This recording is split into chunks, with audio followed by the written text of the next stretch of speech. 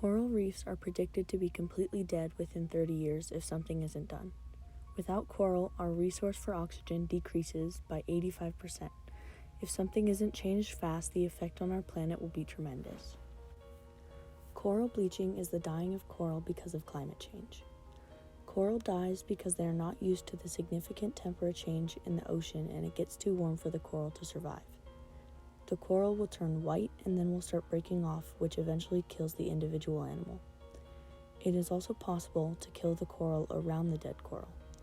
Coral is the habitat for many animals in the sea.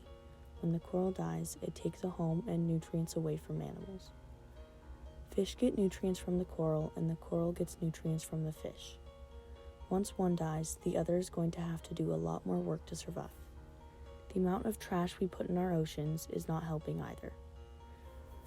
The plastic floating around in the ocean can attach to a branch of coral, and eventually it will break down and release toxic chemicals onto the branch of coral and bleach it. Then the domino effect happens. Once one animal goes down, the rest goes down too. Just like the coral, the fish will suffer too. The animals that live on the coral can also inhale the toxic chemicals from the plastic because it might look like food to them. Even if the plastic doesn't kill the coral, the rapid rate of fish dying will eventually result in the coral dying because it is a beneficial relationship. The careless amount of trash we produce every day eventually ends up in some body of water, which will eventually get into the ocean. When the coral dies because of climate change, the entire ecosystem is suffering, including humans. 85% of the oxygen that humans breathe comes from coral. Humans are using an insane amount of carbon dioxide, which is causing climate change, therefore warming our oceans, therefore bleaching our coral. Trees produce a lot of our oxygen as well, however most of it is coming from the coral. Sea creatures use the oxygen created by coral in our oceans, and they don't get the oxygen from the trees. So humans have another source, but we are killing off sea life. The amount of oxygen that used to be produced by coral was a lot more than what is being produced now, which is going to result in a mass extinction. The oxygen that the coral produces in the ocean and outside of the ocean is slowly becoming less and less. When there's less oxygen produced, there's less for humans to breathe. However, we still need to breathe, which makes us rely on trees to produce enough oxygen. Unfortunately, so many trees have been cut down in the past few years that we are running out of oxygen sources, and there might not be another natural source that we can use.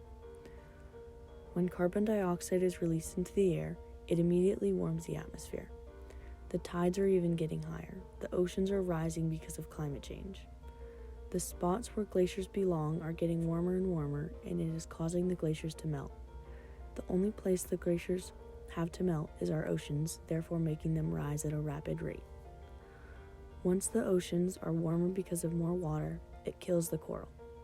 Not just climate change is bleaching our coral. The amount of trash we put in our oceans is a huge contribution to coral bleaching.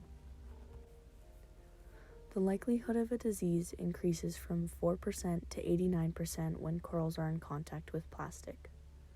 The Great Pacific Garbage Patch is estimated to be anywhere from the size of Texas to the size of Russia.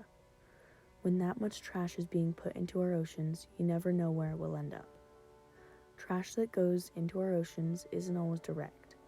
Living in a beach city, there's a more direct route. However, if it's not direct, it still goes into the ocean. No matter what, the trash will make it to the ocean. The reason this kills coral is because it can take thousands of years for a piece of trash or plastic to decompose.